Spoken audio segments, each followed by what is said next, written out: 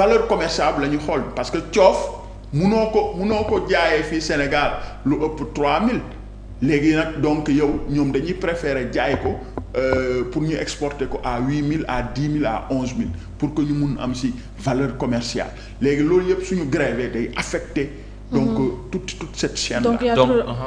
donc processus de consensus bi ngeen déclenché. waaw mën nañ kon il faut mu gaaw pour ne pas impacter le secteur carrément. waaw effectivement bon moo tax ñu accepter donc lever.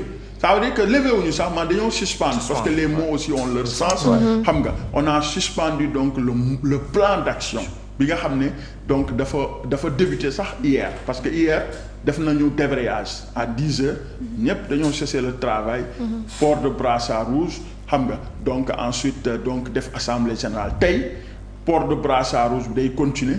il était prévu 72 heures de grève à partir de demain. mais léegi 72 heures de grève boobu la ñu suspendre.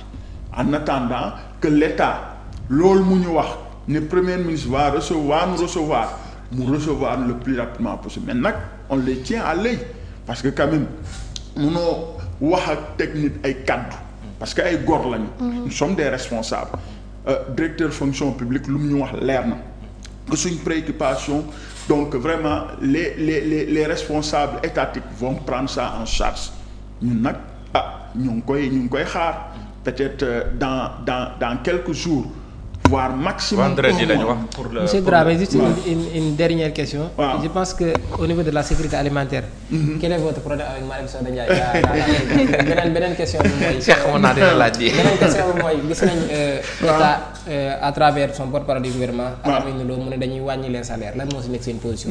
non franchement je commence par Al-Amin Lo. donc mooy le SGG. secrétaire général du gouvernement. parce que véritablement loolu muy wax noonu. mënul nekk. parce que un acquis déjà c'est un acquis parce que ñun en matière syndicale. suñu xeexee ba am dara kenn mënatu ko gàllankoor. parce que la lutte syndicale c'est des luttes de longue haleine surtout en termes de revalorisation salariale. soo xoolee lu muy am bëriwul. Macky Sall donc def na fi 12 ans benn yoon la def revalorisation salariale. ça veut dire que les gens se sont battus pendant presque 12 ans pour doog a am yokkute salaire léegi yow nit ñi am yokkute ak jamono bi nu mu méttee nii nga bëgg a ñëw nga ne ñoom seen salaire nga xam ne du dara. non ñun salaire yu ñu yor daanaka motul dara parce que quand même la vie est dure la vie est difficile le pas cher yow nga bëgg a ñëw wàññi salaire donc travailleur yi mais loolu. xel mënu ko naan loolu kenn mënu xel xalaatu ko sax. xel xalaatu ko ñoom comme nu ma ko am habitude di wax nañu diminuer seen train de vie. ñoom nañu wàññi seen salaire.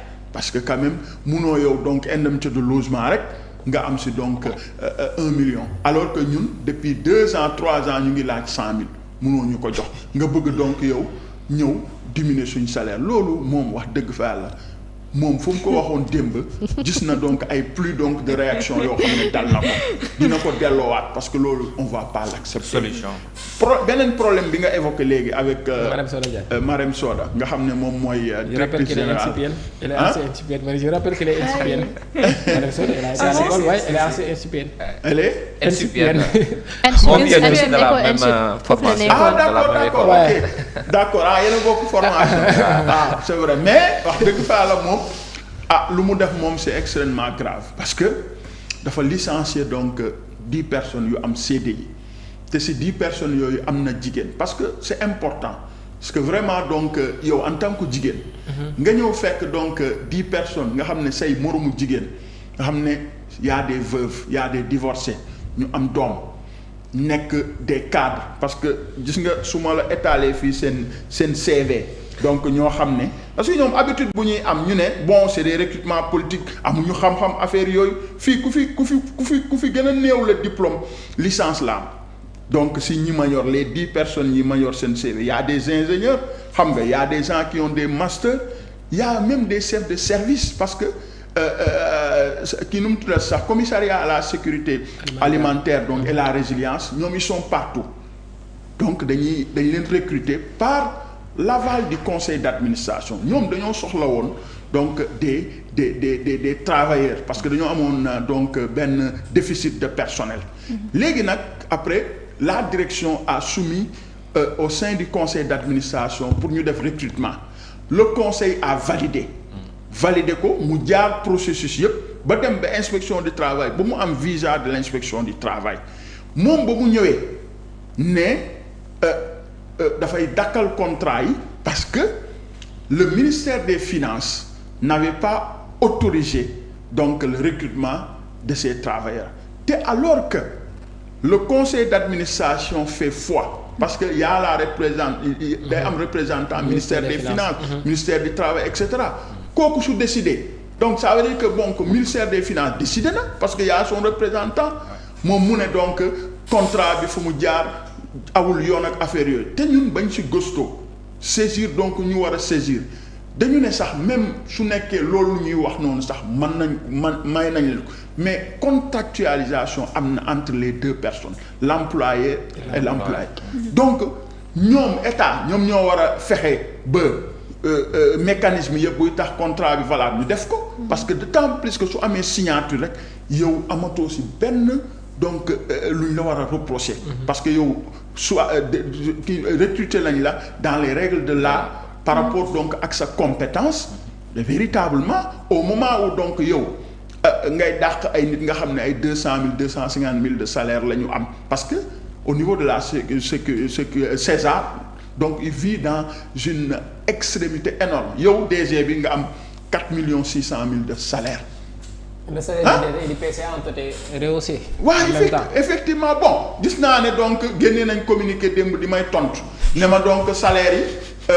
C'était auparavant yokkute bi donc c'était un décret boo xam ne donc voilà moom dafa ñëw adopter salaire boobu noonu affaire yooyu mais Marième Soda amul xol parce que munoo say moroomu jigéen xam nga donc nga xam ne vraiment dañ nekk ci ay jafe-jafe doon liggéey te c'est des gens yoo xam ne ils ont de l'expérience ñu soxla woon leen jël leen nga ñëw en foulant au pied toute la réglementation régie n'est-ce pas par le code du travail nga dàq leen xam nga non mais c'est extraordinaire lu gën a grave mooy mu ngi jël parce que ils m'ont signalé que donc fu mu ne nii donc mu ngi def ay remplacement mais loolu moo warul nekk dans un pays nga xam ne da ngay dàq ay nit di leen taxer ne donc c'est des politiciens mais xanaa c'est pas des Sénégalais c'est des Sénégalais de bon teint ñi nga xam ne dañu am compétence ngay ñëw donc di leen di dàq nii comme des malfrats ba pare proposer leen ne daf leen di accompagner pendant 4 mois mu fay leen seen salaire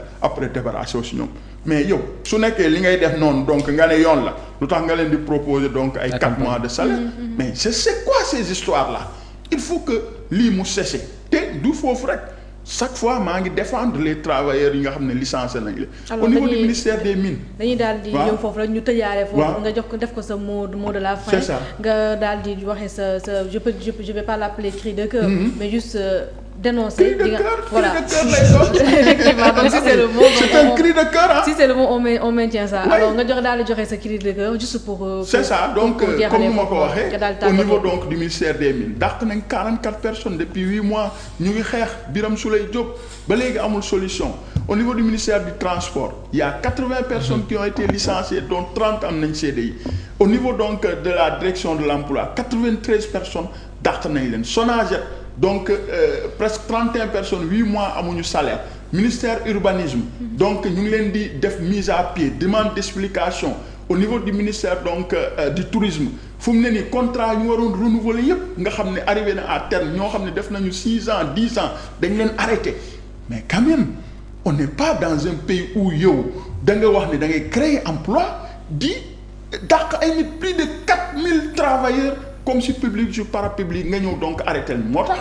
on va faire face soo ngeen xoolee vendredi passé avec les centrales syndicales ñëw nañu en appoint si ñun xeex bu ñu doon def en tant que syndicat de base pour que mu jeex si loolu nag on appelle l'État mu cesser ces donc licenciements abusifs ba pare ñu licencier yépp nañ leen reprendre parce que quand même c'est des pères de famille c'est des gens qui sont très fatigués yow liggéey nga xam ne donc dafa jafe ci réew mi nit ki am liggéey nga ñëw imaginer benn salaire c'est pas une seule personne minimum 10 personnes ñoo nekk derrière mais quand même c'est terrible c'est difficile man dama leen di tout le temps maa ngi ak ñoom mais lu ñuy dund yàlla rek a xam parce que aussi l'emploi elle est sacrée. munoo yow nit ki am emploi nga ne c'est la politique mais c'est des Sénégalais quand même politique balan mais ça a été toujours donc comme ça les recrutements donc voilà. Ça obéit à des critères d'objectivité mais nga bëgg a ñëw donc di dàq di jël say nit loolu duñ ko seetaanaa duñ ko accepter on va se battre jusqu'au bout alors jërëjëf monsieur Dramé dañ lay daal di gërëm di la sant ci wuyu si bi ñu wuyu si di la daal di wax rek nga daal di tàggatoo ak internet. waaw merci beaucoup vraiment rafetlu naa trop jotaay bi